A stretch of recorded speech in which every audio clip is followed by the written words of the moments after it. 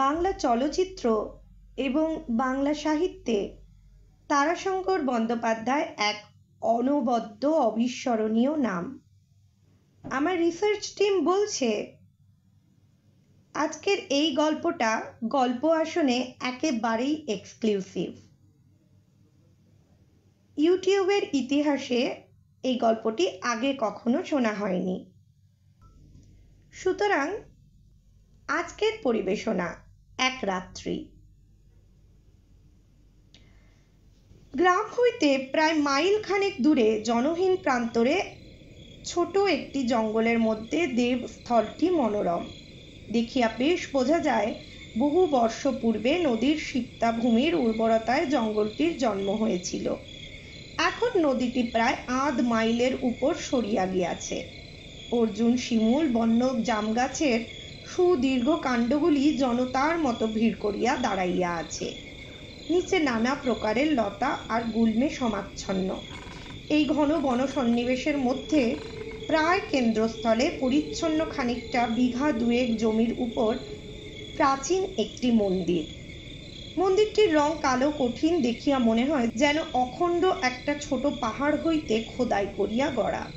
বিগত হইয়া যাওয়া শতাব্দীর অন্ধকারের ছায়া দিন দিন যেন ঘন গাঢ় হইয়া উঠিতেছে। মন্দিরের সম্মুখে জীর্ণ একটি নাট মন্দির, এমনই কালো তবে অখণ্ড বলিয়া মনে হয় না। খিলানে খিলানে ফাট ধরিয়াছে। নাট মন্দিরের দুই পাশে দুইখানি মাটির ঘর, একখানি ভোগ মন্দির, অপরখানি সাধক সন্ন্যাসী কেহ আসিলে থাকিতে দেওয়া হয়।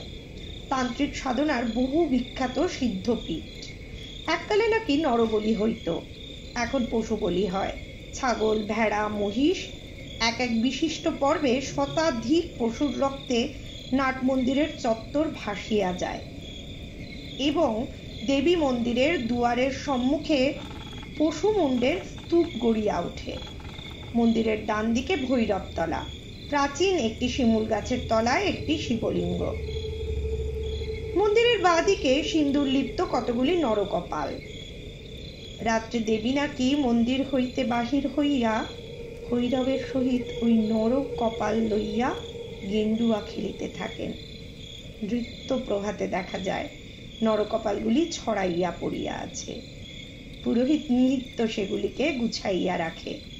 দেবীর খল খল হাসিতে, ভৈরবের হুম হুম ধ্বনিতে, কৌতুকোচ্ছল দর্শক শিবা, পেচক, শকুনের আনন্দ ধ্বনিতে আশেপাশের পল্লীর অধিবাসীরা সুষুপ্তির মধ্যেও শিহরিয়া ওঠে। গাছে গাছে পাতাগুলি মৃদু কম্পনে থরথর করিয়া কাঁপে। রাত্রে এ দেবস্থলে কেহ বড় থাকে না। প্রাচীন কাল হইতে ভূমি বৃত্তিভোগী পুরোহিত সকালে আসিয়া সন্ধ্যা পর্যন্ত থাকিয়া সন্ধ্যারতি শেষ করিয়াই গ্রামে আপন গৃহে চলিয়া যায়। তাহার পর হইতেই আরম্ভ হয় দেবলীলা। কখনো কখনো ২-১০ জন অসম সাহসী তান্ত্রিক সন্ন্যাসী থাকিবার চেষ্টা করিয়াছে, কিন্তু ২-১ জন ছাড়া কেহ থাকিতে পারে নাই। বাকি সকলে অর্ধরাত্রেই পলাইয়া গিয়াছে। ২-১ জন পাগল পর্যন্ত হইয়া গিয়াছে। ২-৪ জন সন্ন্যাসী আসে প্রত্যহই, কিন্তু দিনে প্রসাদ পাইয়া সন্ধ্যার পূর্বেই গ্রামে বা স্থানান্তরে চলিয়া যায়। পুরোহিত কন্যার মতো আদর করিয়া দেবীকে বলেন, ভয়ঙ্করী আমার খ্যাপা মেয়ে। সেদিন শ্রাবণ সন্ধ্যায় আকাশ জোড়া ঘন মেঘ, কিন্তু বর্ষণ ছিল না। গুমোট গরমে দেবস্থলের বনসমারোহের মধ্যে নিথর স্তব্ধতা থমথম করিতেছিল। নিচে লতা গুল্মের অন্তরালে গুমোট ক্লিষ্ট সরীসৃপের সঞ্চরণ আজ ইহারই মধ্যে স্পষ্ট এবং প্রকট হইয়া উঠিয়াছে। পুরোহিত সন্ধ্যারতি শেষ করিলেন। অন্যদিন বরং ২-৪ জন ভক্তিমান গ্রামবাসী আরতির সময় আসিয়া থাকে, কিন্তু আজ আর কেহ আসে নাই। কেবল ঢাক লইয়া আসিয়াছিল চাকরান জমিভোগী ঢাকিটা, আর ছিল ২ জন আগন্তুক সন্ন্যাসী। একজন আসিয়াছে সকালে, একজন দ্বিপ্রহরে, দেবীর ভোগের পূর্বেই। ও বেলায় এইখানেই প্রসাদ পাইয়াছে। পুরোহিত ভাবিয়াছিলেন অপরাহ্নেই চলিয়া যাইবে। তিনি এই দেবস্থলের ভয়ঙ্করত্বের কথা সবই বলিয়াছেন। আরতি শেষ করিয়া পুরোহিত দেখিলেন জোয়ান সন্ন্যাসীটি আপনার জিনিসপত্র গুছাইতেছে, কিন্তু পৌর সন্ন্যাসীটি এখনো স্তব্ধ হইয়া পড়িয়া পড়িয়া ঘুমাইতেছে। অদ্ভুত ঘুম লোকটার, ঢাকের বাজনাতেও ঘুম ভাঙিল না। কিন্তু পুরোহিত কাছে আসিয়া দেখিলেন লোকটা ঘুমায় নাই, চুপ করিয়া চোখ মেলিয়া শুইয়া আছে। পুরোহিত ডাকিল, বাবাজি, ও হে গোসাই। লোকটা উঠিয়া আসিয়া আমরার আঁটির মতো চোখ দুইটা মেলিয়া বোকার মতো বলিল, পুরোহিত বলিলেন, তুমি যাবে নাকি? এত কথা বললাম তোমাকে। লোকটা অত্যন্ত কৌতুকে হে হে হে করিয়া হাসিয়া উঠিল। হাসিটা কিন্তু রূঢ় নয়, বিনীত এবং নির্বোধ। হাসিয়া সে বলিল, বেশ থাকবো বাবা এইখানে, বলিয়া আবার সে হাসিয়া উঠিল। তিনটি দ্রুত হে শব্দে এক টুকরো বিনীত নির্বোধ হাসি। পুরোহিত বলিলেন, এই দেখো, এ মহাভয়ঙ্কর স্থান, এখানে ওসব পাকামি করো না। সবিনয়ে অকারণে অর্থহীনভাবে হাসিয়া লোকটি বলিল, আগে বেশ থাকবো বাবা, কালি কালি বলে কাটিয়ে দেব। সেই নির্বোধ দ্রুত হাসি। পুরোহিত এবার নীরবে লোকটার আপাদমস্তক ভালো করিয়া দেখিলেন। মাথায় কাঁচা পাকা এক মাথা বড় বড় রুক্ষ চুল, এক মুখ দাড়ি গোঁফ, স্থূল সরল দৃষ্টি ভরা বড় বড় দুইটা চোখ, দন্তহীন তোবড়ানো মুখ। লোকটার উপর মায়া হয় না, দয়া হয়। অতিশালার দাওয়ার উপরেই একটা ধুনি জ্বলিতেছিল। লোকটা ধুনিতে কাঠ ফেলিয়া দিয়া গাজা টিপিতে বসিল। পুরোহিত তাহাকে তখনও দেখিতেছিলেন। সন্ন্যাসী তাহার মুখের দিকে চাহিয়া আবার হাসিল। পুরোহিতের সহসা মনে হইল লোকটি বোধহয় গুপ্ত সাধক। ভস্মাচ্ছাদিত বহ্নির মতো উত্তাপ যেন তিনি অনুভব করিলেন। বলিলেন, তাহলে বাবা আপনি? হে হে করিয়া হাসিয়া লোকটি বলিল, হ্যাঁ বাবা, যান আপনি, বেশ থাকবো আমি। অপসন্ন্যাসীটি ততক্ষণ জিনিসপত্র বগলে করিয়াও নীরবে দাঁড়িয়া সব দেখিতেছিল। সেও এবার জিনিসপত্র নামাইয়া বলিল, তাহলে আমিও থাকি বাবা এইখানেই। লোকটি ভরা জোয়ান, এক চাপ কালো রুক্ষ দাড়ি গোফে সমাচ্ছন্ন মুখ, মাথায় তৈলহীন চুলগুলি লম্বা কিন্তু বেশ বিন্যস্ত, পরনে গেরুয়া বহির্বাস, গায়ে একখানা গেরুয়া চাদর। পৌর সন্ন্যাসী বলিল, কেন বাবা, বেশ তো থাকতে গায়ে। এবার আর সে হাসিল না, কণ্ঠস্বরে বিরক্তির সুর পরিস্ফুট। কিন্তু পুরোহিত বলিলেন, থাকুন বাবা, উনিও থাকুন, একা না বোকা। তা উনি না হয় ওদিকে রান্নাঘরের দাওয়ায় থাকবেন। জোয়ান সন্ন্যাসী বিনা বাক্য বায়ে নাট মন্দিরের ওপাশে রান্নাঘরের দাওয়ার উপর গিয়া আস্তানা গাড়িয়া বসিল। পুরোহিত আর অপেক্ষা করিলেন না, আলোটি হাতে করিয়া সংকীর্ণ বনপথের মধ্যে দিয়া চলিয়া গেলেন। আলোটা চলিয়া যাইতেই দেবস্থান মুহূর্তে ভয়াবহ অন্ধকারের মধ্যে ডুবিয়া গেল। সে অন্ধকার যেন পৃথিবীর দিবা রাত্রির অন্ধকার নয়, কুটিল, নিথর, গম্ভীর। সন্ন্যাসী মুহূর্তের জন্য শিহরিয়া উঠিল, তারপর ফু দিয়া ধুনিটা জ্বালাইয়া তুলিল। সুলভিদ্ধ অন্ধকারের বুকের উচ্ছ্বসিত রক্তধারার মতো আলোকশিখা জ্বলিতে লাগিল।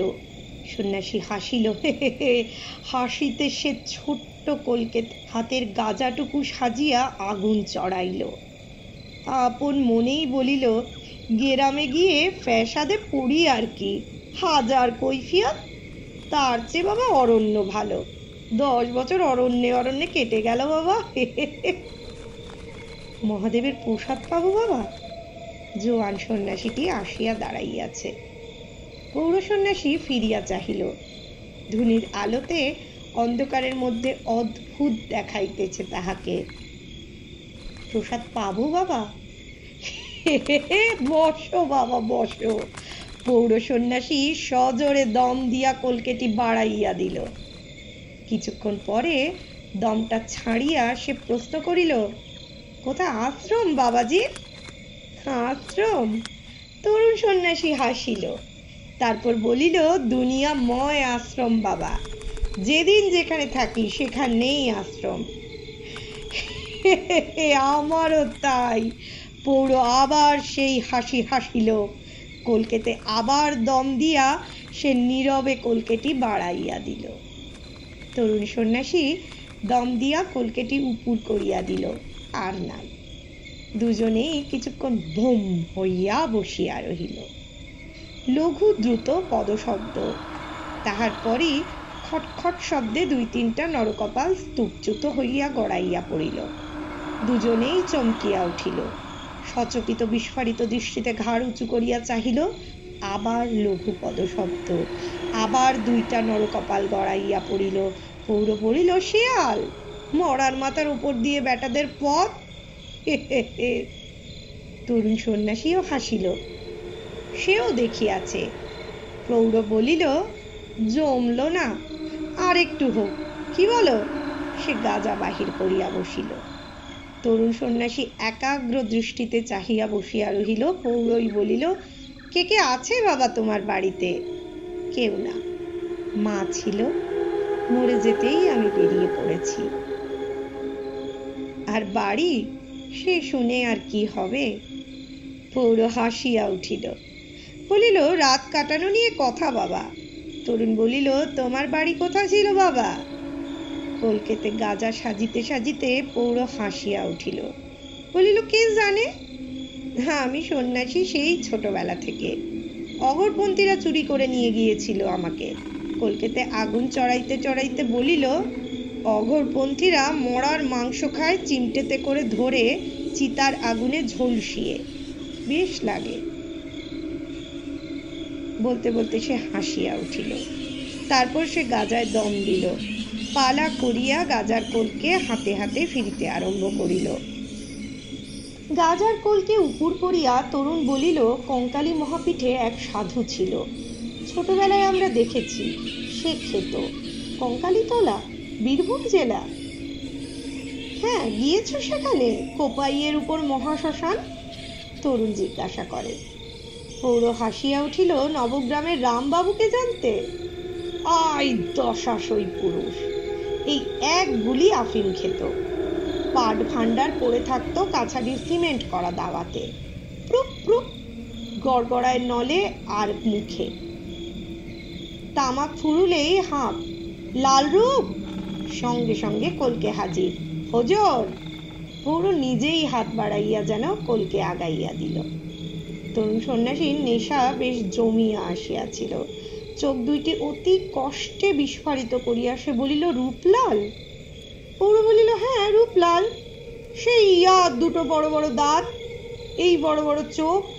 বক্তৃতা করত, বলতো, করকে বলি রে কর, তুই হরি মন্দির পরিষ্কার কর, কর আমার সে দুষ্কর্ম, কর আমার সে কর্ম দুষ্কর, মনে করে তস্কর, কর্মে প্রবৃত্ত হলো। একবার সবাই হরি হরি বলো। কথাগুলো শেষ করিয়া প্রৌঢ় সন্ন্যাসী হাসিতে আরম্ভ করিল গমকে গমকে। তরুণ স্থির দৃষ্টিতে চাহিয়াছিল। প্রৌঢ় আবার বলিল, নারদের বক্তৃতে বাবু শুনতে খুব ভালোবাসতেন। বাবু খুব ভালোবাসতেন রূপলালকে, আদর করে বলতেন, লাল রূপ। অকস্মাৎ কাহার ক্রুদ্ধ নিঃশ্বাসের শব্দে দুজনেই চমকিয়া উঠিল। কে? ঘাড় উঁচু করিয়া দুইজনেই নাট মন্দিরের দিকে চাহিল। প্রৌঢ় জ্বলন্ত কাঠটা হাতে করিয়া উঠিয়া দাঁড়াইল। শালা! তরুণ সন্ন্যাসী চিমটা লইয়া উঠিল। একটা সাপ, আলো মানুষ দেখিয়া ক্রুদ্ধ হইয়া উঠিয়াছে। প্রৌঢ় সন্ন্যাসী তরুণের হাত ধরিয়া বসাইল। মরুক বেটা, তুই বস। তরুণ বসিয়া এবার প্রশ্ন করিল, রূপলালকে তুমি চিনতে? এতক্ষণে তাহার প্রশ্নটার সম্বন্ধে খেয়াল হইয়াছে। প্রৌঢ় হাসিয়া উঠিল, বলিল, রামবাবুর কাছে আমি যেতাম, যে হরদম যেতাম। ঠাকুর বাড়িতে থাকতাম, রূপলাল আমার কাছে থাকতো। এই এতটুকু বেলা থেকে রূপলাল বাবুদের বাড়িতে থাকতো। রামবাবুর কাকার কাছে শিখেছিল গাঁজা খেতে। লোকে তাকে বলতো ছোট কর্তা গাঁজা খেতেন ইয়ার উপর কলকে, আর সকাল থেকে গাঁজা ভিজানো থাকতো গোলাপ জলে।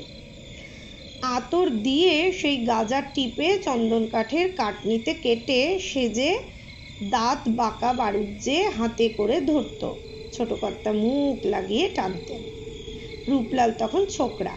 ছোট কর্তা ডেকে বলতেন, লে বেটা পেশাদ লে। এক টান টেনে রূপলাল 3 দিন পড়েছিল নেশার ঘোরে। সে আবার সকৌতুকে নির্বোধের মতো হাসিল, যেন মনশ্চক্ষে সে দৃশ্য তাহার চোখের উপর ভাসিয়া উঠিয়াছে। হাসি থামাইয়া সহসা সে গদগদ হইয়া উঠিল।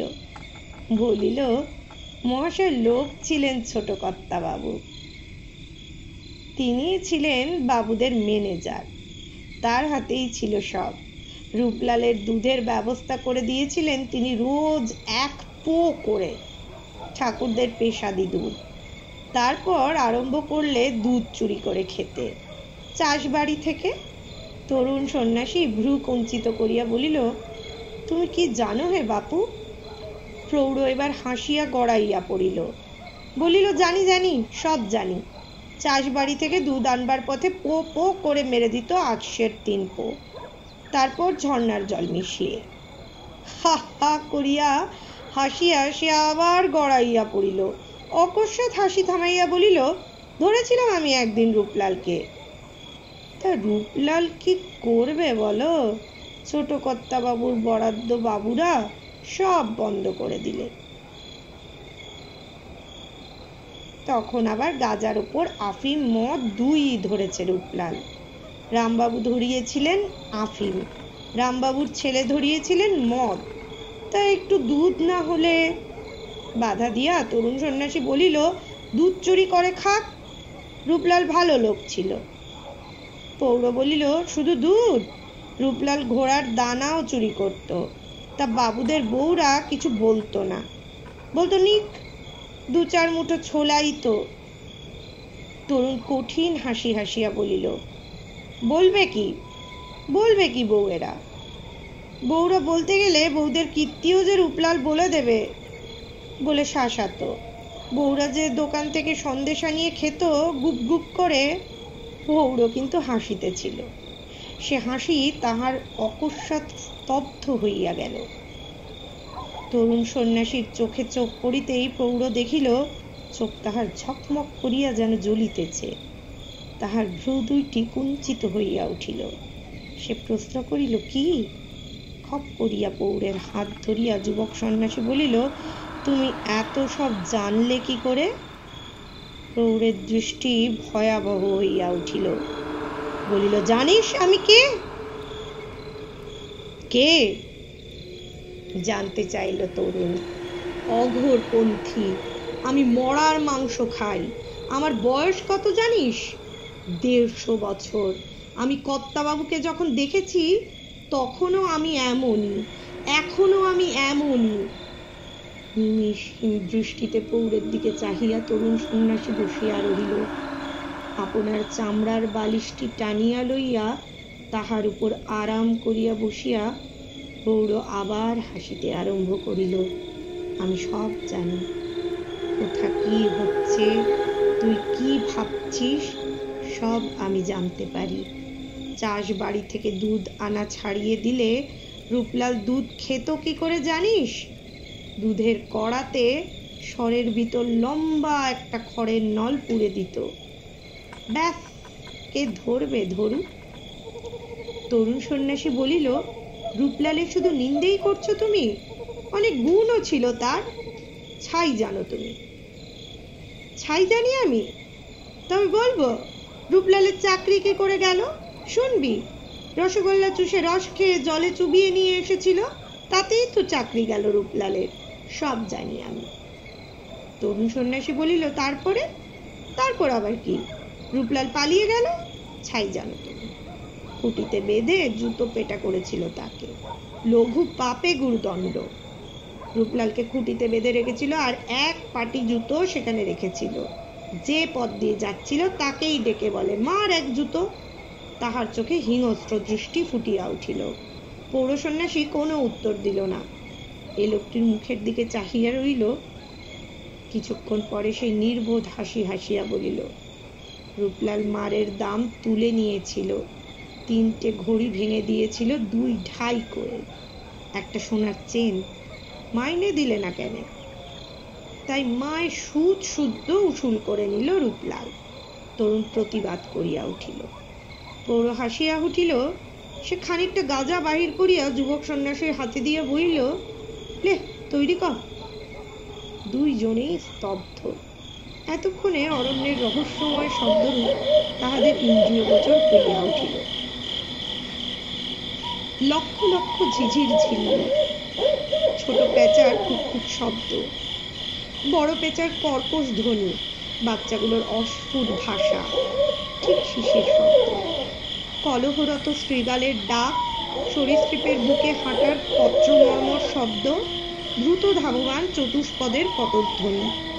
সকলের উপরে সুদীর্ঘ গাছগুলির মাথার উপর পুরাতন শোকের বিলাপ ধ্বনির মতো শকুনের ডাক, রবহীন মুখের হাসির মতো বাদুড়ের পাখার শব্দ সমন্বয়ে স্থানটি তন্ত্রোক্ত মায়াপুরীর মতোই রহস্যময় হইয়া উঠিয়াছে। গাজা টানিয়া পৌর হাসিল, বলে, এখানে দানা দত্তি নাচে, ভৈরবনাথ ত্রিশূল হাতে ঘুরে বেড়ায়, মা কালী মরার মাথা নিয়ে ফাটা খেলে। মিছে কথা, সব মিছে কথা। যুবক সন্ন্যাসী শিহুলিয়া উঠিল, বলিল, উহু, ভূত মিছে নয়। জেলখানায় ফাঁসির আসামি যে ঘরে থাকে সেই ঘরে। অকস্মাৎ সে আর্তনাদ করিয়া উঠিল। বাপরে! থরথর করিয়া সে কাঁপিতেছিল। পৌর তাহাকে ধরিয়া হাসিল। ভয় লাগছে? অপেক্ষাকৃত শান্ত হইয়া যুবক বলিল, খুব করুণ সুরে উ উ করে কাঁদে, ফোঁস ফোঁস করে ফোঁপায়, ঠিক রাত্রি 2 থেকে রাত 4টে পর্যন্ত। কাঁদে? ফোঁপায়? হ্যাঁ। উফ, সে যে কি দুঃখ তার! যুবক আবার শিহরিয়া উঠিল। পৌর এবার ঝুলি ঝাপটা হইতে একটা বোতল বাহির করিয়া বলিল, তোর পাত্তর আছে? নিয়ে আয়।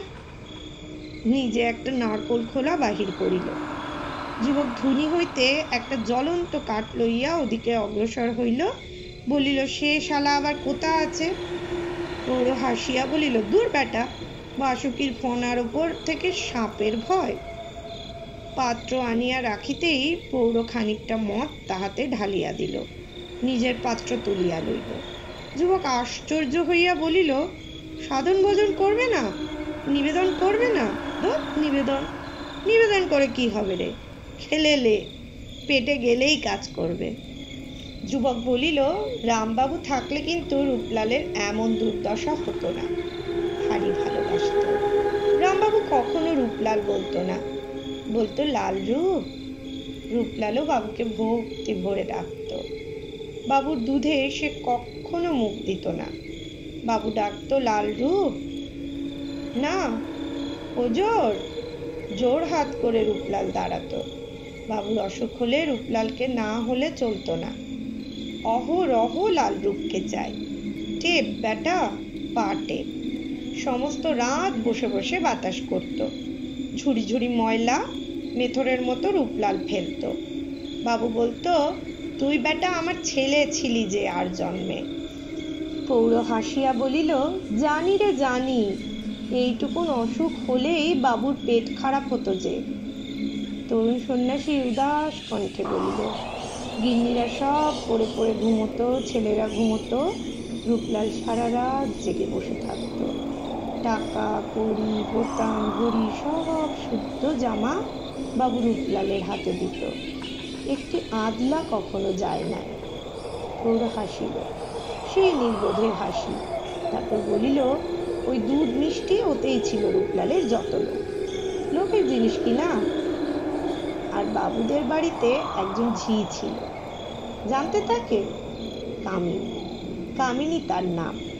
সেই রূপলালের ছিল সব। রূপলালই তাকে বাবুদের বাড়িতে এনেছিল।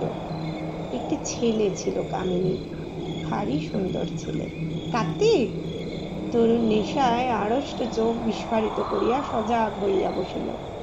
হ্যাঁ, কার্তিক। যুবক বলিল, সে কার্তিককে রূপলাল দিত কিনা দুধ সন্দেশ, লুকিয়ে লুকিয়ে দিত তাকে। কার্তিক রামবাবুর লাতিকে কোলে নিয়ে থাকত। বাবুদের থিয়েটারে সে রাধা সাজত। পৌরের মুখের দিকে চাহিয়া সে হাসিয়া বলিল, আমরা সব খেলা করতাম কার্তিকের সঙ্গে। ভারী ভাবছিল। পৌর হাসিয়া বলিল, জানো, কার্তিক যখন ছোট ছিল তখন রূপলাল তাকে আদর করত, কামিনী কাজ করত, রূপলাল তাকে ঘুম পাড়াতো। তা কার্তিক আবার বলতো, বাবা তোমাকে আদর করি। রূপলাল বলতো, কর কেনে? কার্তিক বলতো, তোর চোখে খুঁচে দি। বলিয়া পৌর গমকে গমকে হাসিতে লাগিল। সে আবার নিজের পাত্র পূর্ণ করিয়া সঙ্গীর পাত্র পূর্ণ করিয়া দিল।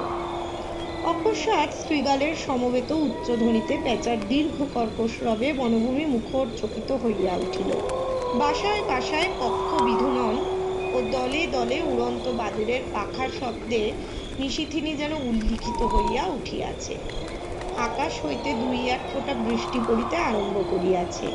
তরুণ একটা দীর্ঘ নিঃশ্বাস ফেলিয়া বলিল, কিন্তু যাবার সময় রূপলাল একবার দেখাও করলে না কার্তিকের সঙ্গে। পৌর বলিল, জুতো খেয়ে রূপলালের ভারী লজ্জা হয়েছিল, তাই কামিনীর সঙ্গে কার্তিকের সঙ্গে দেখা করতেই পারে নাই, পালিয়ে গিয়েছিল। তা নইলে। যুবক একটা দীর্ঘ নিঃশ্বাস ফেলিয়া বলিল, কার্তিক ভারী কেঁদেছিল, কিন্তু খুব কেঁদেছিল।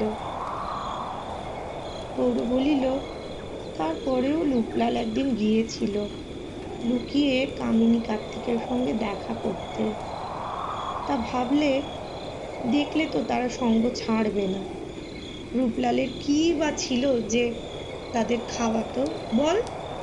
রূঢ় স্বরে যুবক বলিল, রূপলালও যা খেত তারাও তাই খেত, না হয় উপোস করেই থাকতো।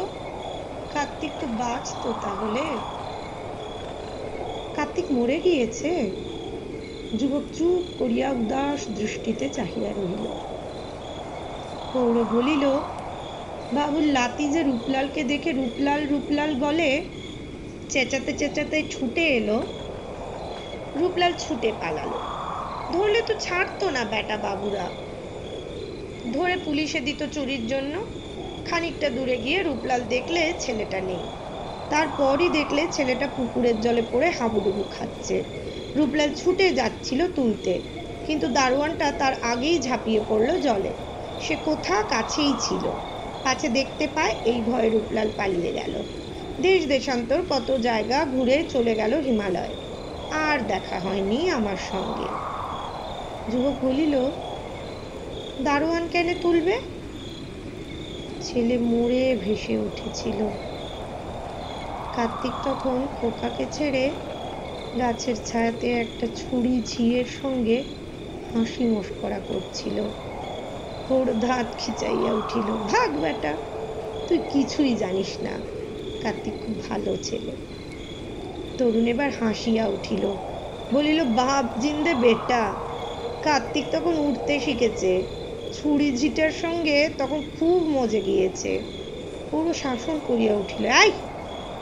যুবক গ্রাহ্য করিল না, হাসিল, তুমি জানো না, এখন শোনো। অকস্মাৎ গম্ভীর হইয়া সে বলিল, মেয়েটা চলে গেলে কার্তিক এসে খোকাকে খুঁজে না পেয়ে ভয়ে পালিয়ে গেল। বিকেলে ছেলে ভেসে উঠল জলে, গায়ে একখানি গয়না নাই। লোক বললে কার্তিকই জলে ডুবিয়ে মেরেছে গয়নার লোভে। পুলিশ ধরে নিয়ে গেল কার্তিককে। কার্তিকের ফাঁসির হুকুম হয়ে গেল। কথা শেষ করিয়া সে মদের বোতলটি টানিয়া লইল। পৌর বাঘের মতো ঝাঁপ দিয়া বোতলটা তাহার হাত হইতে কাড়িয়া লইয়া আছাড় মারিয়া সেটাকে চূর্ণ করিয়া দিল। উগ্র সুরার গন্ধ ধুনির ধোঁয়ার সঙ্গে মিশিয়া বায়ুস্তর ভারী করিয়া তুলিল। যুবক অবাক হইয়া গিয়াছিল। প্রৌঢ় উঠিয়া তাহার গলা ধরিয়া তাহাকে ঠেলিয়া নিচে ফেলিয়া দিল। শালা মদ খেতে এসেছে, গাঁজা খেতে এসেছে, নিকালো শালা, বেরো বলছি। যুবক অকারণে অতর্কিতে মার খাইয়া ভীষণ ক্রোধে উঠিয়া দাঁড়াইল। পৌর তখন চিমটা লইয়া উঠিয়াছে। যুবক আর সাহস করিল না। সে অন্ধকারে অন্ধকারে ভোগ মন্দিরের দাওয়ায় গিয়া বসিল। দুইজনেই স্তব্ধ। ধুনির অগ্নিশিখা নিবিয়া গিয়াছে, আর ফু দেওয়া হয় নাই। জ্বলন্ত অঙ্গারের উপর ভস্যের আবরণ পড়িয়াছে। নিরন্ধ্র অন্ধকার। মৃদু ধারার বর্ষণ এখন ঘন হইয়া উঠিয়াছে।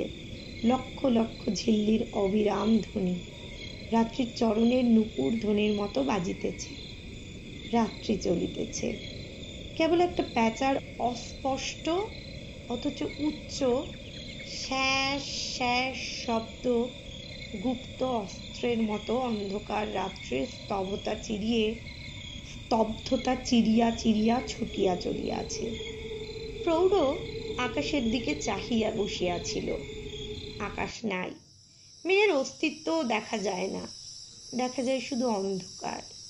মুহূর্তের পর মুহূর্ত বহিয়া চলিয়াছিল। অরণ্যের বহু এবং বিচিত্র ধ্বনি তেমনই ধ্বনিত হইয়া চলিয়াছে।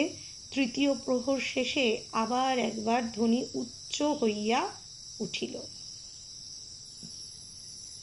কিছুক্ষণ পরেই ডাকিয়া উঠিল পাখি। ঘন মুষিলিপ্ত আকাশেও আলোর দীপ্তি দেখা দিয়েছে। অরণ্যের মায়াপুরী স্তব্ধ হইয়া আসিল। এখন চারিদিক বেশ দেখা যায়। যুবক সন্ন্যাসী দেখিল প্রৌঢ়ের মুখে চোখে অদ্ভুত পরিবর্তন। লোকটা স্তব্ধ হইয়া বসিয়া আছে, যেন আর কখনো কথা বলিবে না। যুবক আবার জিনিসপত্র গুটাইয়া লইয়া উঠিয়া যাইতে যাইতে একবার দাঁড়াইল। বলিল, যাবে না? প্রৌঢ় স্তব্ধ হইয়া যেমন বসিয়াছিল তেমনি বসিয়া রহিল। কোনো উত্তর না পাইয়া যুবক পথে পা বাড়াইল। সহসা প্রৌঢ় ধরা গলায় ডাকিল, শোন,